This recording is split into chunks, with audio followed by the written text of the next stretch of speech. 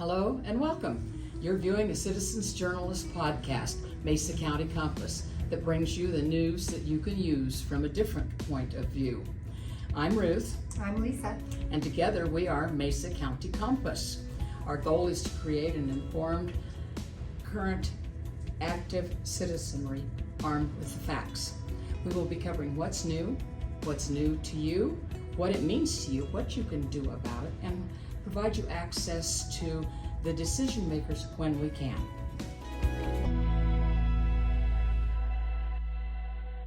Welcome this afternoon to Mesa County Compass. We're here today with Nick Allan, who is the older CEO of Better Together, I guess, for the lack of better things to say. Sure. Anyway, welcome, Nick. And while we're at it, let's get a little bit of your background, what you do, why you do it, that kind of thing. Certainly. Well, thank you all for having me. I'm a big fan, honestly, of Mesa Compass. And in part from Better Together side of things, you all really inspired it.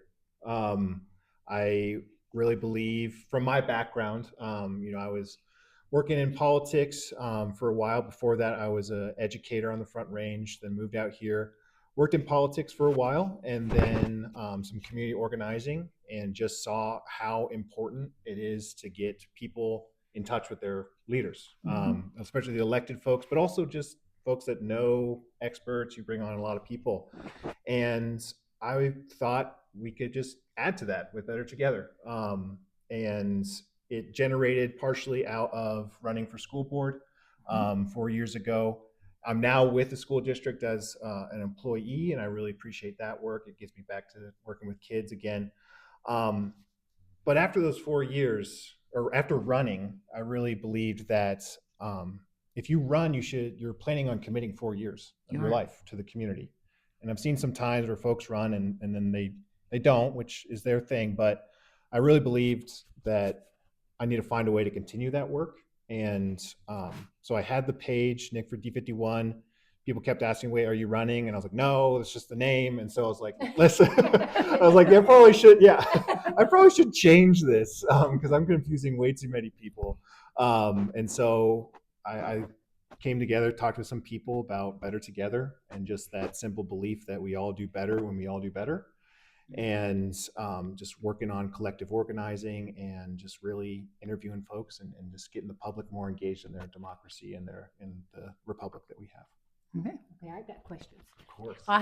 Because you did some really nice, on the surface, I always want to know all the details. Of course. I'm a detailed person. So, no, you're married. You have kids? Mm-hmm. How many? One. Okay, he just gives you just what you asked for. boy or girl? How old? Sure. Well, let's make sure I got the.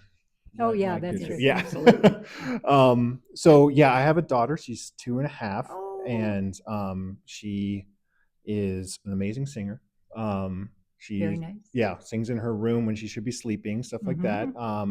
Knows her ABCs and is just amazing. Like apple of your eye. Yeah? Yes. It's just fun, and so we're just really excited. It's brought a whole new perspective to my life, 100%. And even heavier focus on the future, and just what we're leaving behind and what's been given to me, and just how we can make a good, healthy place for her to grow up. Nice. Yeah. So you said that you were a teacher and a politician. So give me an order, and what did you do in politics? And then what did you teach? What grade levels? And what are you doing for the district now? Yeah. And don't you also work for Western Colorado Lions? Sure. Yeah. It's like a little resume. Yeah. 27 questions. Yes. Okay, I'll take those one at a time. So I went to CSU. Nice. Fort Collins, and this was after growing up in Colorado Springs. Okay. Military brat, so my dad was in the Air Force, so moved around a lot, but settled in the Springs. He wanted to be near the academy. He really appreciated going there and wanted his kids to appreciate that too. So went to CSU, always wanted to be an educator. Firmly believed that you do something that you love, you never work a day in your life, and I've loved working with people. I love coaching. I was a big lacrosse player growing up in basketball across the board. So I was like, coach, I'm going to teach history and I'm going to coach like all my coaches. And so went through college, was great. Got my first teaching gig at a middle school. Yeah, teaching That's a killer. and teaching middle school PE, which was none of my training. And PE is tough. Like everyone's like, "Oh, you get to be a PE teacher? That's so no. You don't have any grading. That's what they tell you. Exactly. You just throw a ball out there. You go to town. Yeah, no, it's not that. So it was good, but they told me in school, like, make yourself indispensable. So sign up for everything. Like, you don't want to get fired, so sign up for everything. Well, I did. So we started an early morning workout program, and I was coached every season. So it ended up being 5:30 a.m. to 7:30 p.m. Every day for a first year teacher. And we had a very strange scheduling system where I would only see my kids, my 6th graders twice a week and my 7th graders twice a week. And then all of your plan was on one day. Oh, that's helpful. Yeah. We had a very excited principal with the new system. Yes. And I got burned out. And it was really sad. I remember, tearing up and honest and crying in front of my principal when they're like, "All right, we love you to renew and we're excited, and like you can be a history teacher now. It's all okay." And I was like, I can't do it. I can't do it. I lost 30 pounds. I was just like not myself. And You lost your drive. Lost my drive. And in that moment I was like, I don't want this to happen to another teacher. And so, I kept substitute teaching. I wanted to find a good fit. Did that a little bit in Fort Collins. My wife's a teacher. She got a job out here. So we moved out here. And that's where I got involved. I was never a politician, but involved in politics. Okay. So I got on a congressional campaign. It was the Diane Mitch Bush campaign in 2018 against Scott Tipton.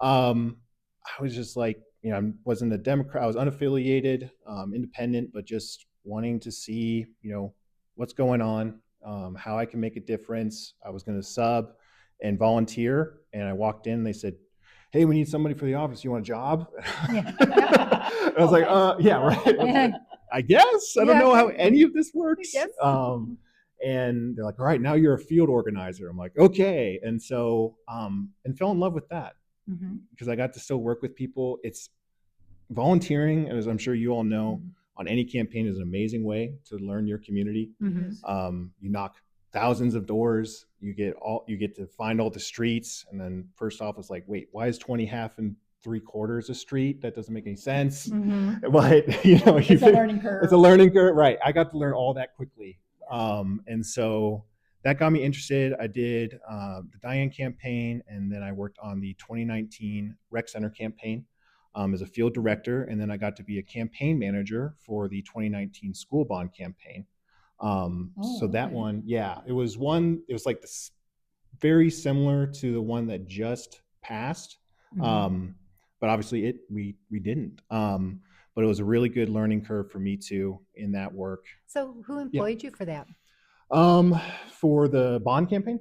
Yeah, I think it was through Citizens for D51. Okay. Yeah. So it's like there was a C4 or C4, so just like a political community or a committee. Okay. Yeah. And so they had run the previous one in 2017, which was successful. And it's actually, in learning it, this is not something I shared before, but when I was working with those previous school board members, and you all were here before me with like the Hapton stall fallout with the school district. We were here when the dinosaurs were roaming around. Indeed. We know them all personally. She's a Clemson dinosaur. I was at Valley Dinosaurs. Right. Yeah. So like when I came back, and I taught some in between campaign season. Okay. So that's the hard thing with running campaigns is it's very, feast and famine.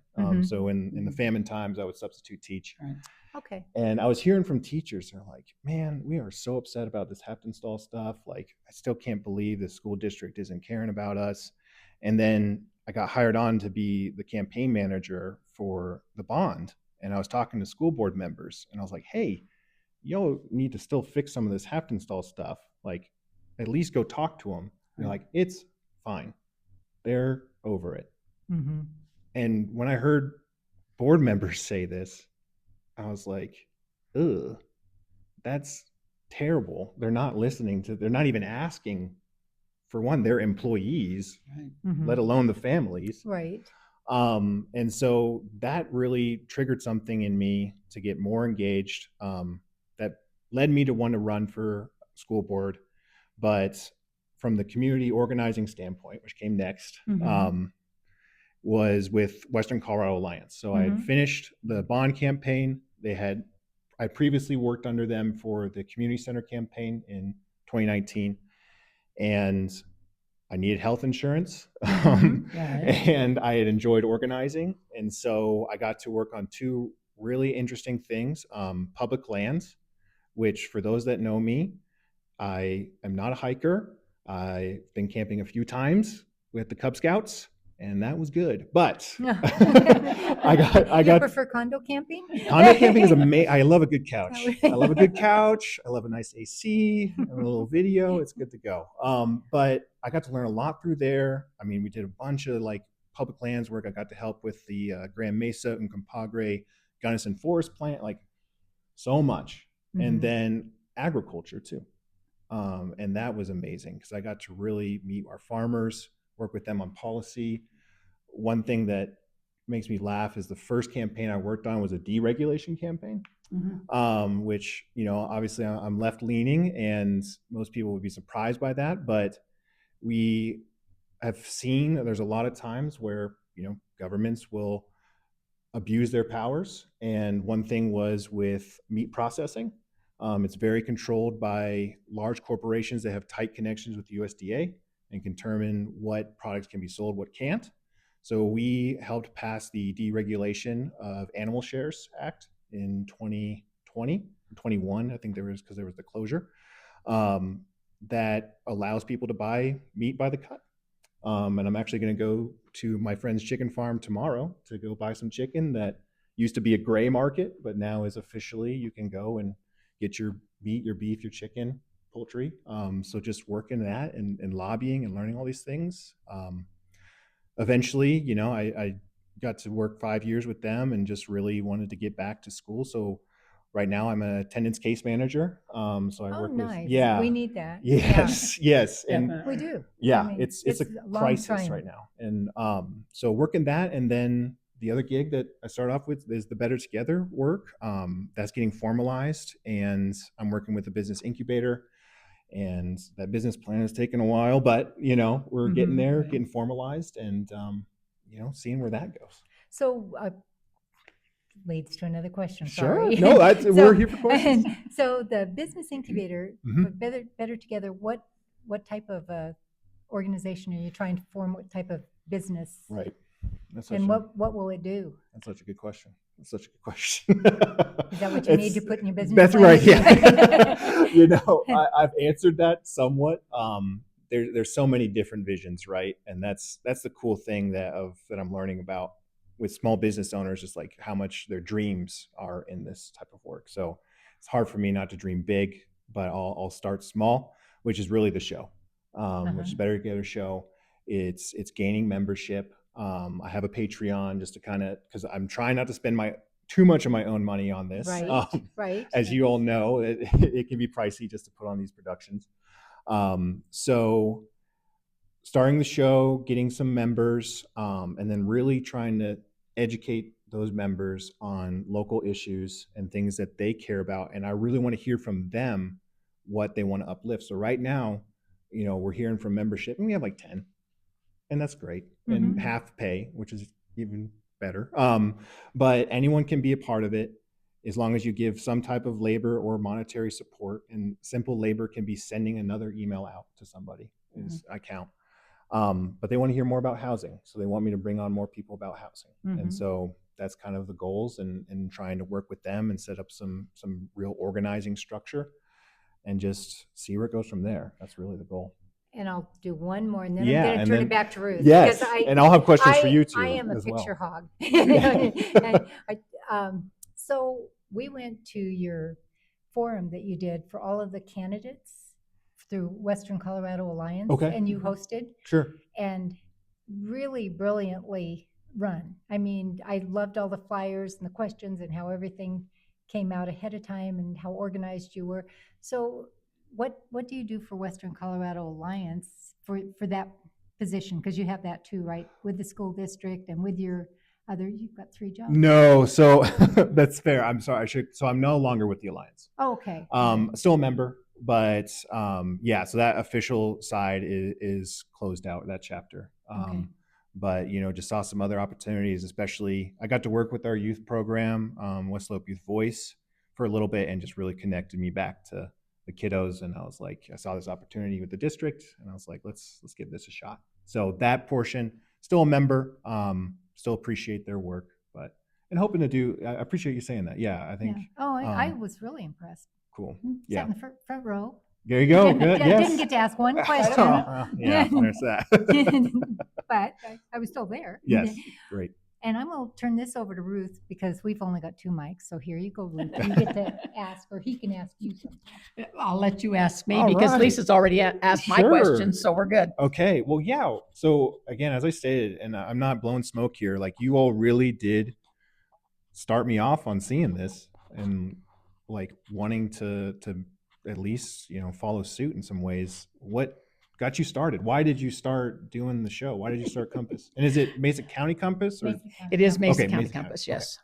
Very definitely. Well, what started this was Lisa found this program at the library, and she says, I'd really like to do a podcast. Will you join me? She picked me to go with her, which I'm very thankful for because it's been a great experience.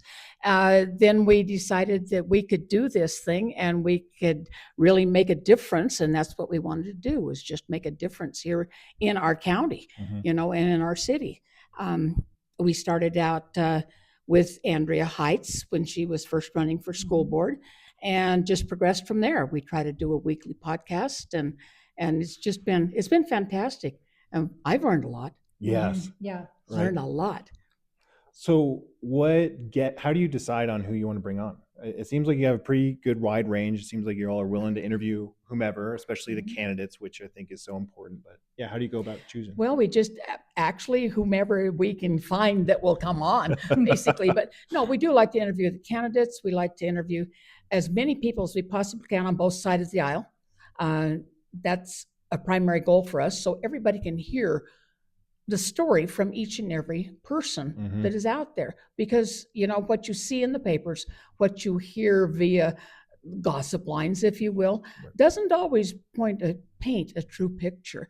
And that's what we're trying to do, is get to the truth of the matter, whether you like it or whether you don't, whether we like it or whether we don't. We want to hear the truth. Yeah. So that's what got us going on that, and that's how we choose, is whomever is available, quite frankly. Yeah. We try to focus on candidates when there is something going on, like our school board or like our city council or even our commissioners. We like to make sure that we focus on that because it seems to be one of those things that people like to hear about at the time.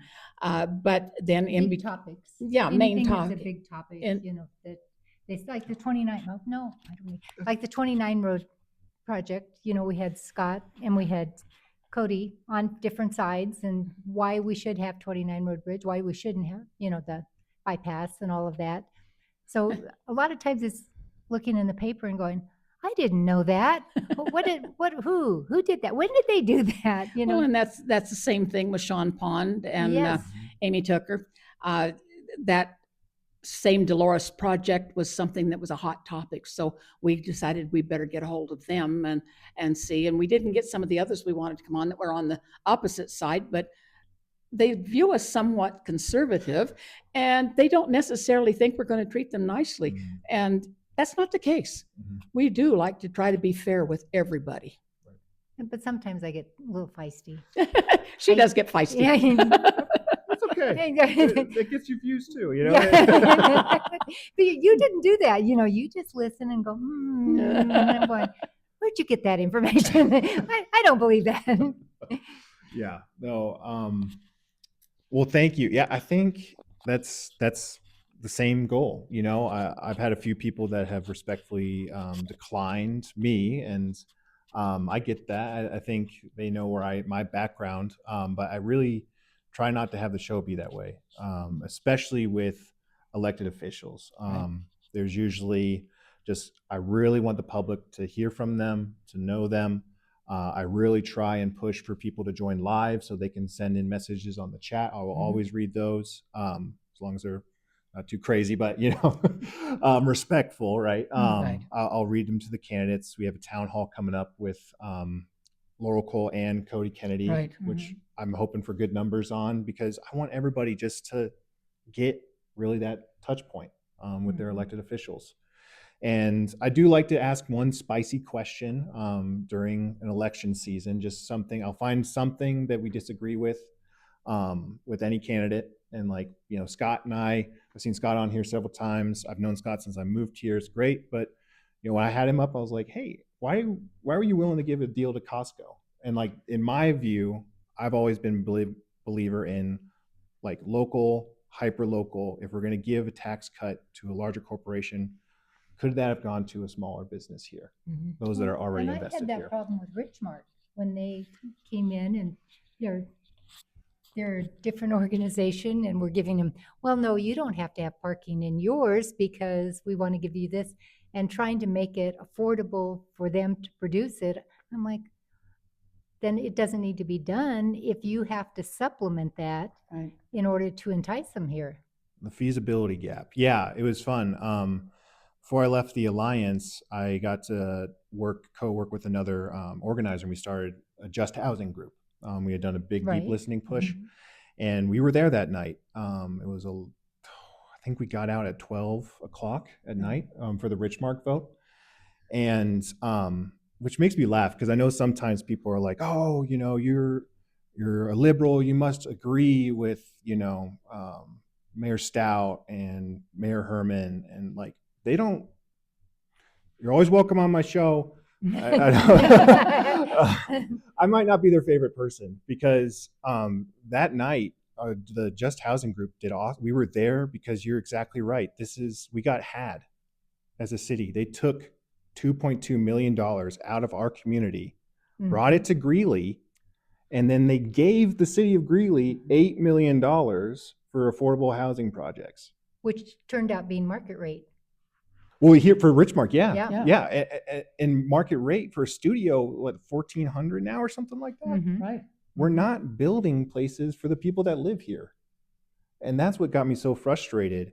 I guess I'm going full honesty here. That's okay. Yeah, that's good. That's got me really frustrated with we were very hopeful. I remember 4 years ago was the last council race where we got Abe Herman, Randall Wrights. I think Jason had gotten in that one. Right. He did. And I was like, this is a new day. Or that was Dennis's first one too. And I was a big supporter of Dennis, actually. That's too. Yeah. Mr. Transparency, and I let's know be where he's at. fiscally responsible. The fiscally responsible part was my cookie. I loved it. Yeah. And, like I've already said, I'm on the left. But watching, especially my generation, I was like, yeah, okay, we got some millennial leaders in here to change things up. First big vote was Richmark, and I was like, this is the same game. Meet the new boss, same as the old boss. And I was like, what is going on? And it's why I pushed for every candidate to have an opponent in this last cycle. And I had people call me, Nick, what are you doing, man? These are our guys. I'm like, do you not? It's not a circling firing squad if I'm not on the same squad. Right. I mean, politics make strange bedfellows.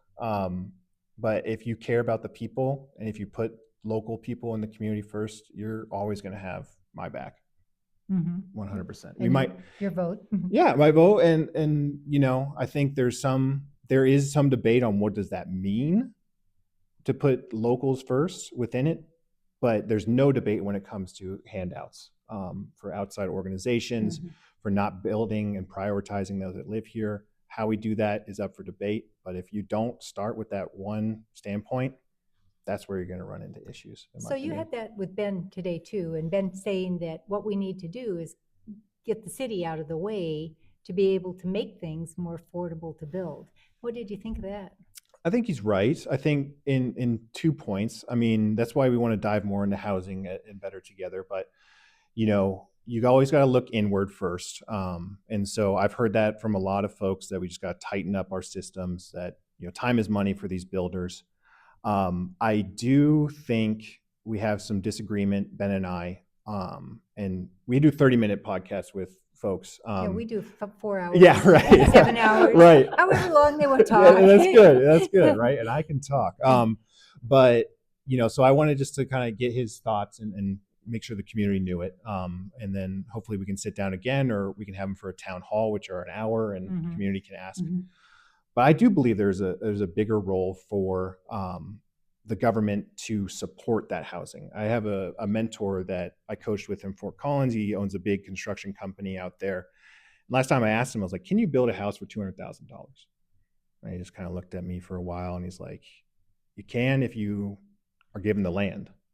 Yeah. And I'm like, okay, well, that's the issue, because I know we're moving that metric up of a starter home now at 400,000. Right.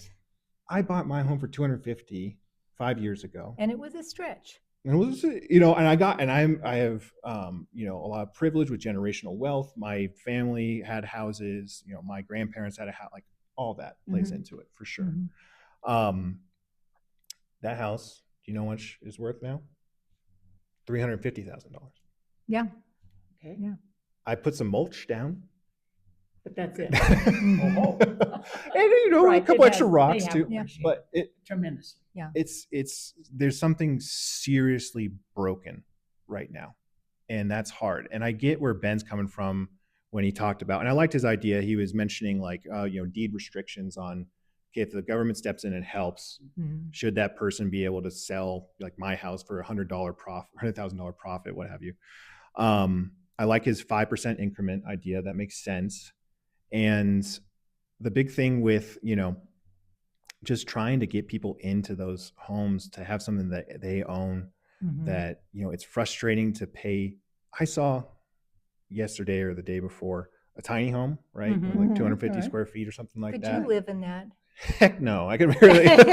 You see how tall I'm almost? Yeah. I know. I'm sitting here, who are they building these for? And especially if you had a child in there.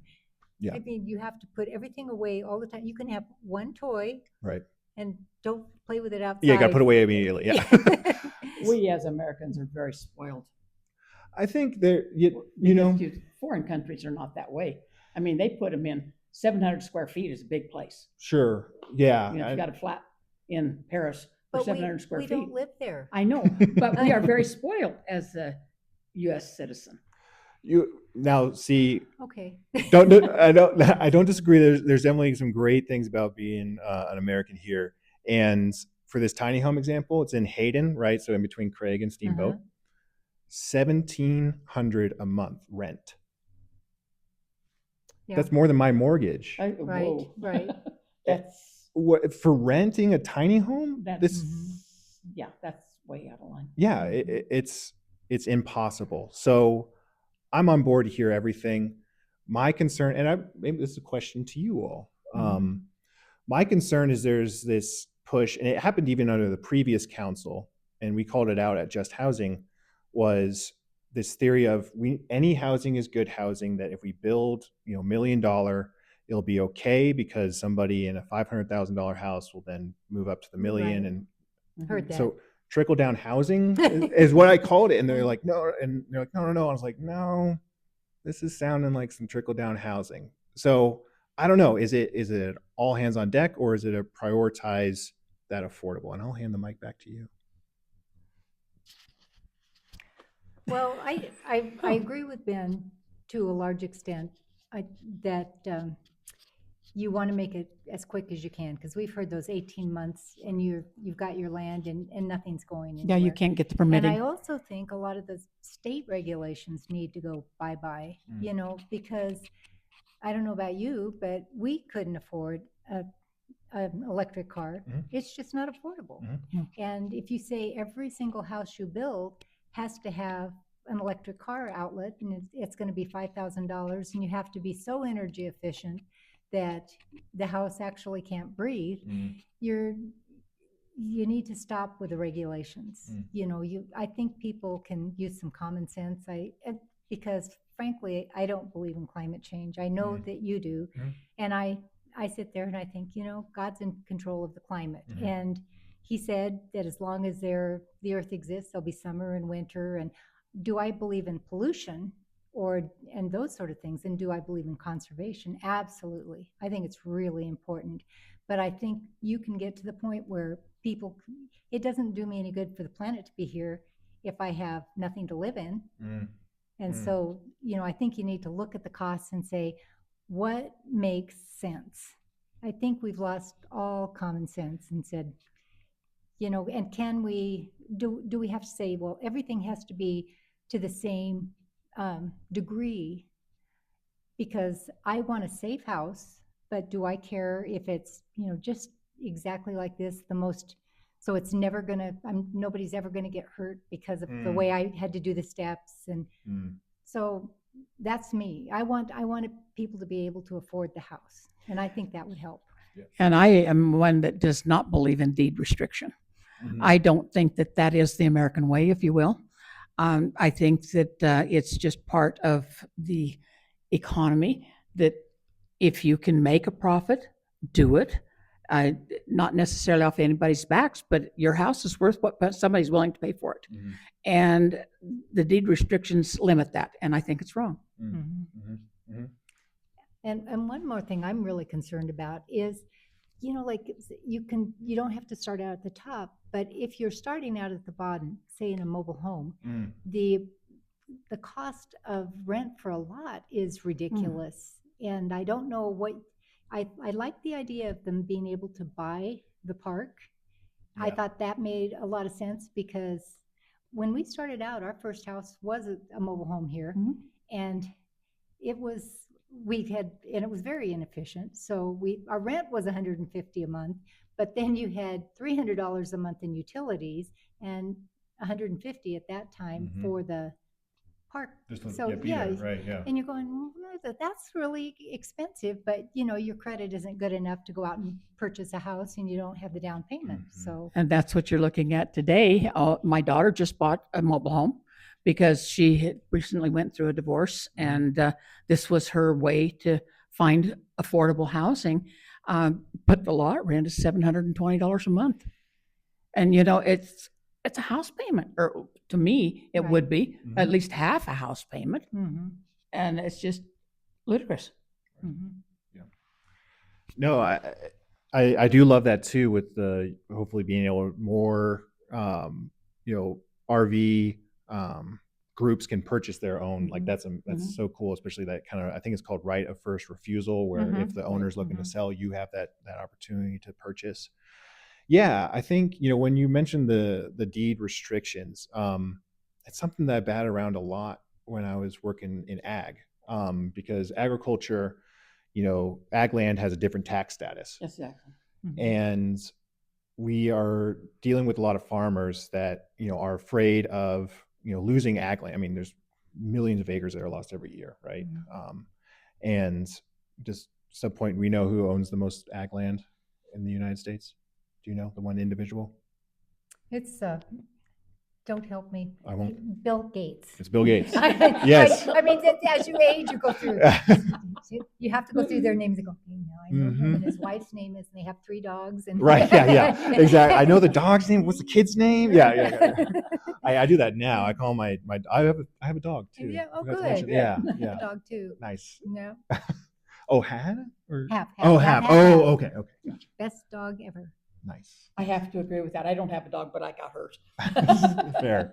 But from the ag land standpoint, when let's say you're taxed at ag prices for your whole generation, but then you can sell it for residential. So you were given the benefit of the doubt, because we say as a collective group of people that we want ag land, and you said, I'm going to be an agriculture guy, and then you say, I can make more money if I sell this residential. So they were kind of using the public's trust and want of agriculture, but then take it away for other generations. But I think some of that came from like death tax, where kids, when their parents lost their farms because they couldn't afford to pay for it, that, the inheritance tax Right. was too high for them to continue. My Exactly. uncles in North Dakota have like 5,000 acres of wheat Mhm. that they farm, but it is a big concern, and it's costly, and there's a lot of commercial farming that goes on that's taking away from the family farms 100%. too. 100%. So it begins at the top. Mm-hmm. Yeah. Oh, yeah. It's one. You're exactly right. I actually I got to write my thesis in college. I had the best class ever. It was the history of food and drink, where we got to eat and drink. That's a good. There's a lot of discussions of wine. There's a lot of Yeah. history of wine. Let's say that. But I got to talk about what I called there's this theory called the curse of abundance, curse of resources, and it's where you have so much. Like Russia is a good example. They have so many natural resources that they just use those and they don't develop any technology, and you get stuck in that pattern. My argument was we have a curse of abundance in the States where we have just so much food that is grown, and it like drives down that price because of vertical integration, which is grocery stores purchasing farms. So you have the farm goes to the grocery store, and every in between. It cheapens the price, but it hurts the farmer.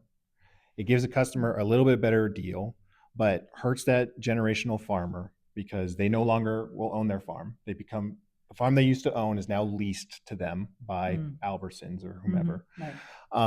And there is just a lot of inherent waste and just use by these huge Bill Gates types, multi-company organizations that are just tearing apart our ag and destroying our soil too. It's just, they're using too much monocropping. They don't have that generational knowledge. It's just how much can we suck out of this land, and then they're not changing it like alfalfa every 7 years or every other year. Exactly. Yeah, rotating crops doesn't exist. Yeah, and without ag, Mesa County's not here.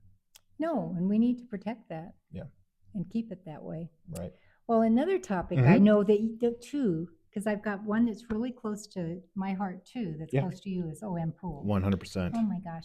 And I just think that with the city, and I just preach on this, that and our city golf course, that I think when you say we're going to tax you for recreation and you've bought into that, then it's your job to maintain it, even if you have to subsidize it. When they tell me about subsidizing, I think, we pay taxes to have that. Right.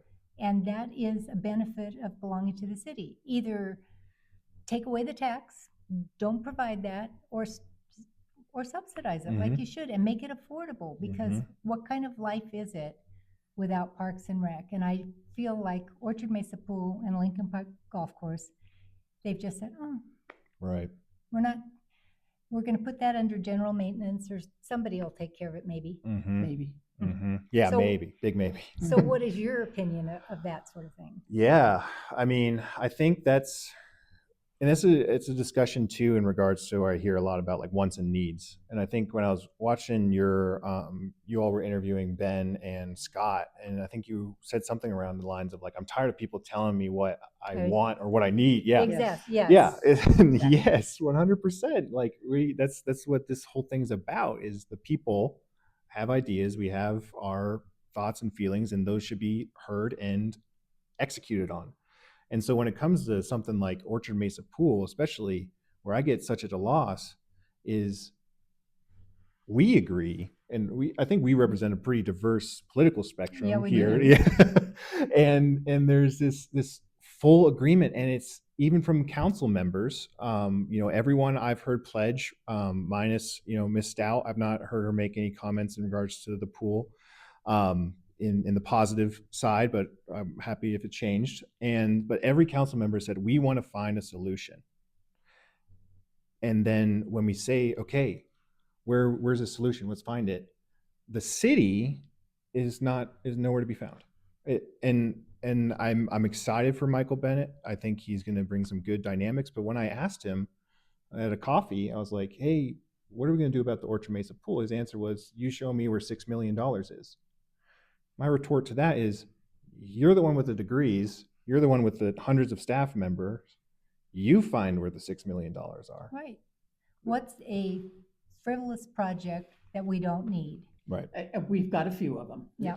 Yeah. What's We have a something where few you that can- should be tossed and put on the back burner. And we need to take care of things like Orchard Mesa Pool in particular, because there's nothing out on Orchard Mesa. I love that area out there, but there's nothing there for them. And it's always been the stepchild of the city. Right.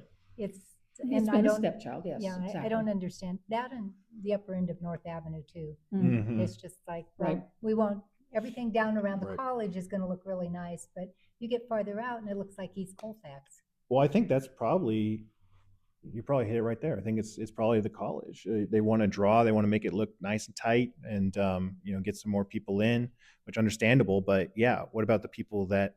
Actually live here and pay taxes. Yeah, exactly. Yes. Because sometimes, and it seems like we look after the very wealthy are saying, yes, we have this, and so it's no big deal for us Right. to go to wherever we want Mhm. and play, recreate, or Mhm. whatever.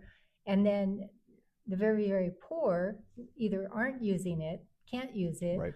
or they don't care, or we're going to subsidize it. Right. But the people in the middle, it's like, I remember, and I know this is going to really date me, but in Montrose, when they opened up their indoor-outdoor pool, Mhm. even back then, the city was charging $2.50 or $3, to go to the pool, which of course our incomes were lower, and Montrose could do it for $1. And I thought, how is that? Sure. You have a brand new, really nice pool, and you can do it for $1, but it's $3 here. Mm-hmm. There's something wrong with this picture because Montrose was smaller too. Right. And so to me, it just says that the community said, this is our focus. We want to provide this for our people. Right. And at an affordable rate. Which makes it a community. Mm-hmm. Yes, and that's what we need. I mean, Orchard Mesa Pool is one of the most diverse, like across the board for like, I think income levels, also just like I remember seeing the Afghanistan refugee families there.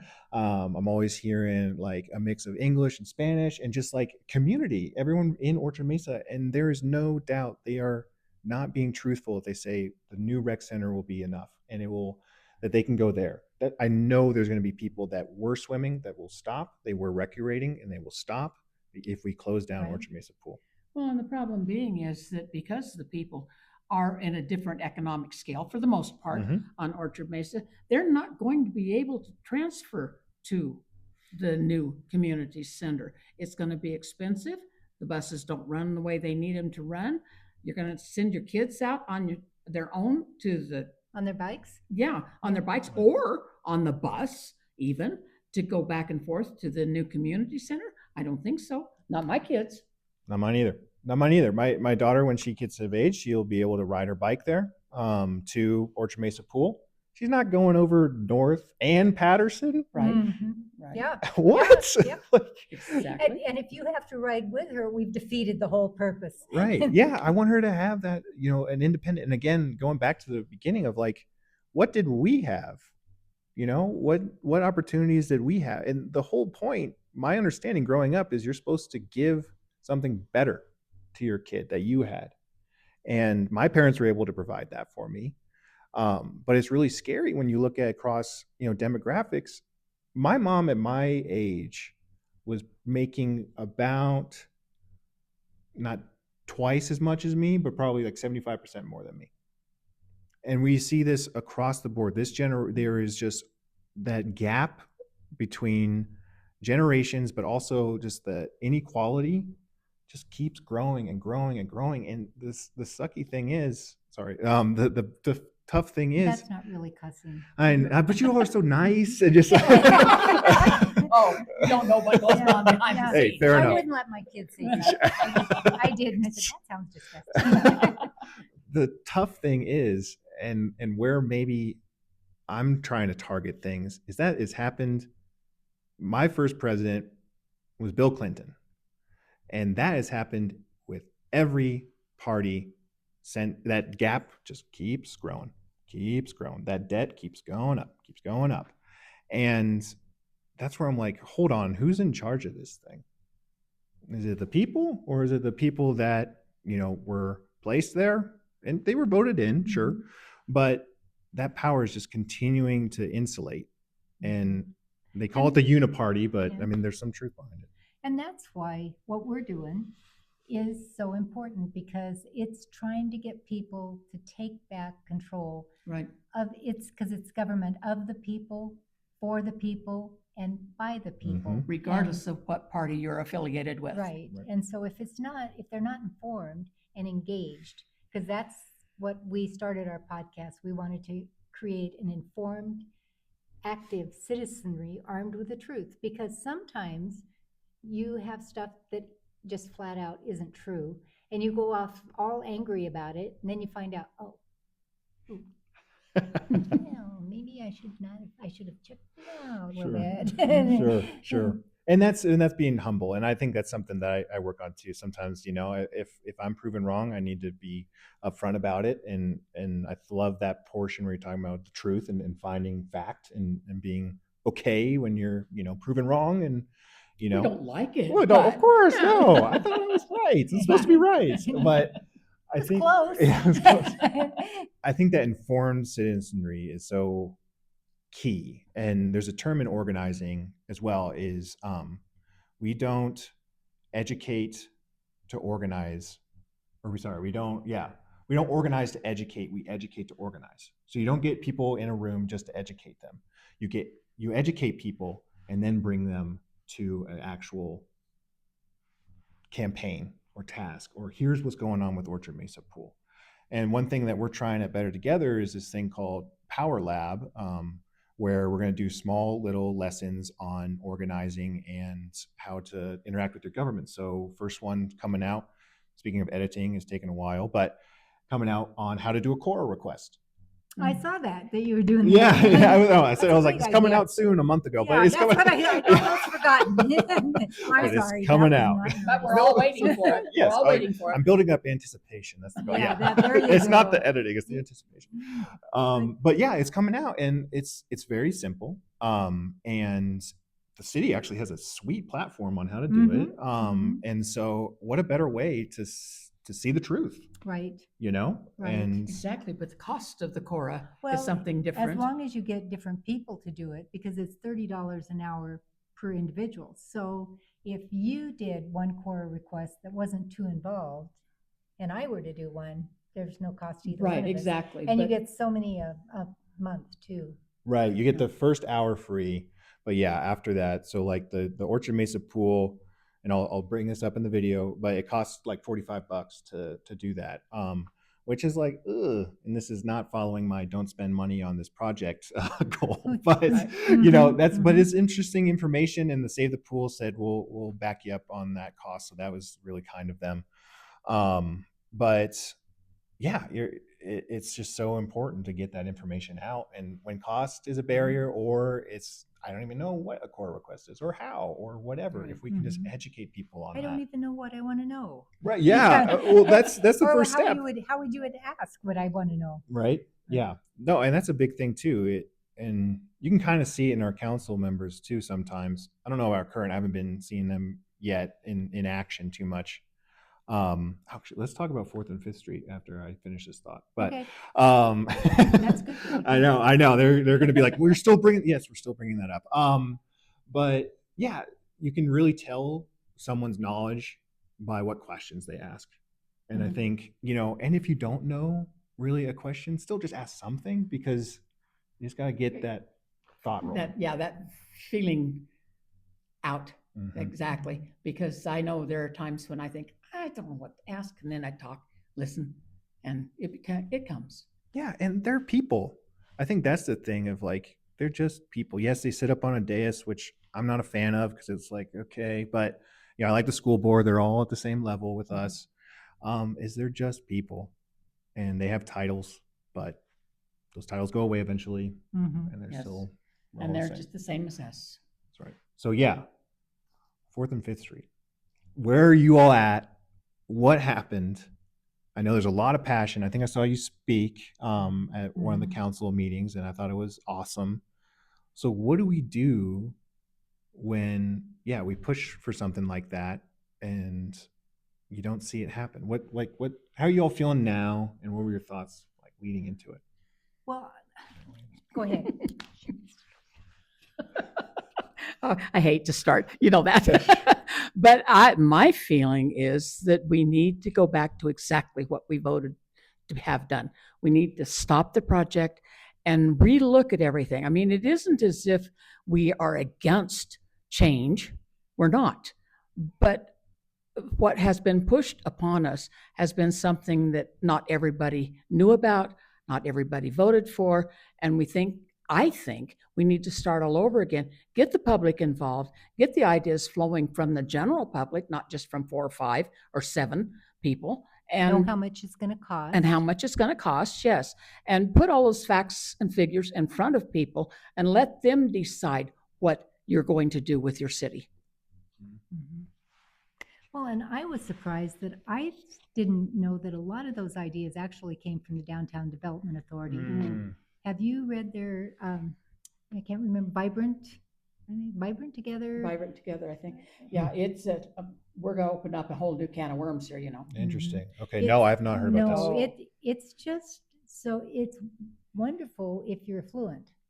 But if you're not affluent, it's a lot of cost. We had Greg Palmer on the other day, and when he was talking about the changes that they had done to downtown, like he said with parking, for an example, one is, raising it to $1 an hour, and it used to be 10 cents an hour just before this started. And he said, for my employees that don't make that much, he said, we've had to, because now the parking is farther away. Right. And he said, I have girls working, they're getting out at night, it's dangerous for them. And he said, so now I can't just have one employee closing, I have to have 2 employees closing. And I can't, he said, I used to be able to watch them because the back of the parking lot was for employees and it was 10-hour parking Right. at a reasonable rate. Right.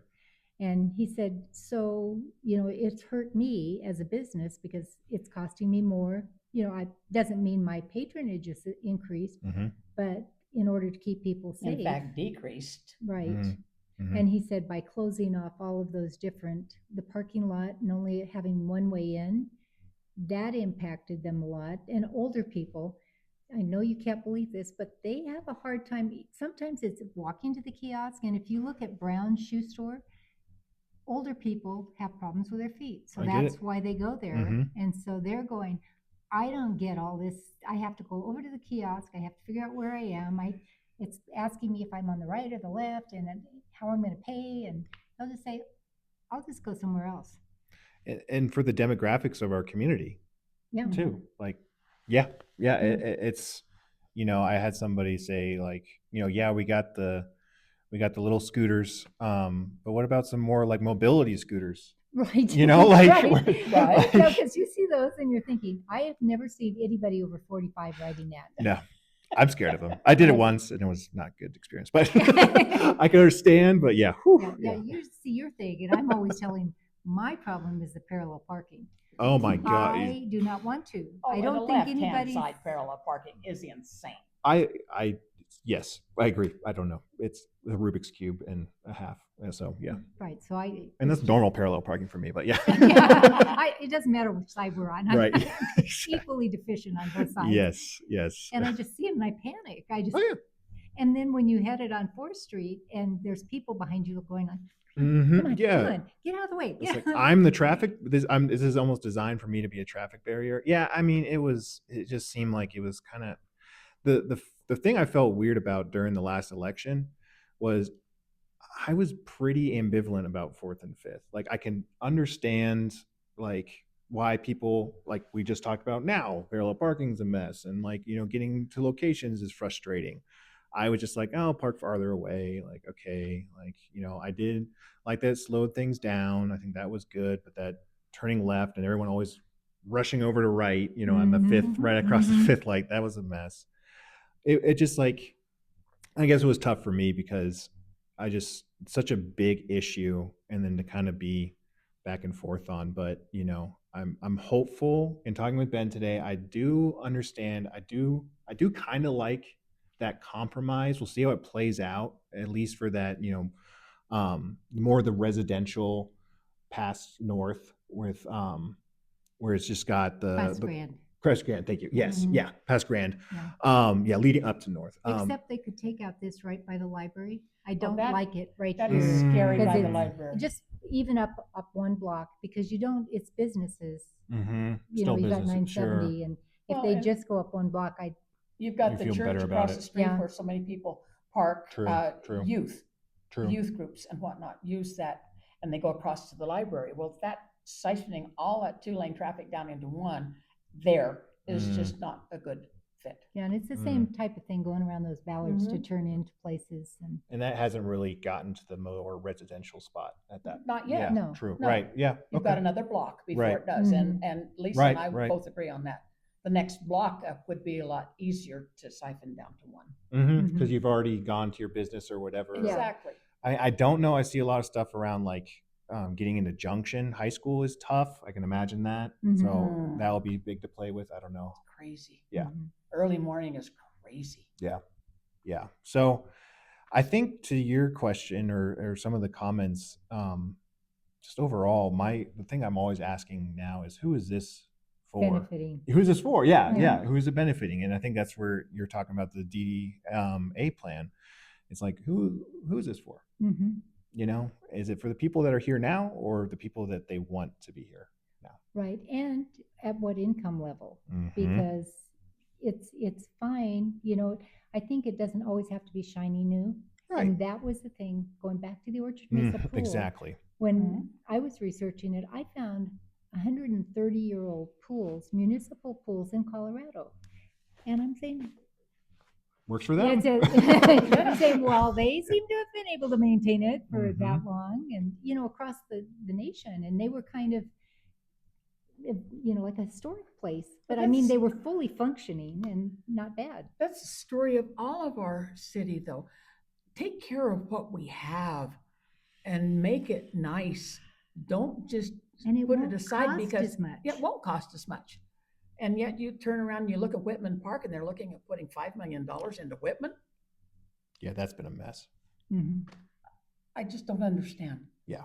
It's beyond me. And that is also in the vibrant downtown plan. Mhm. So if you look at it, that's what they envision it to be, just this downtown area Right. that it's a walking The mall. bridge And to they found out A nowhere. Disneyland and Yeah. right. Yeah. The pedestrian. Yeah. And that's not for our income level. Right. The average family of 4 here, in all of their statistics, is $66,000 a year. And if you look at the housing costs, Yeah. Good luck. you can't. Yeah. You Right. can't look at housing. Right. Yeah. So I think, I mean, that's always, then the next question is, what do we do? What do we do? And I think you all are doing a great job educating people. You do. Well, thank you. I hope to. Yes, I hope I to. mean, we have to join together in this battle because it's something for all of us. Right. Mhm. Yeah. It's the people. That's where it starts. That's where it ends.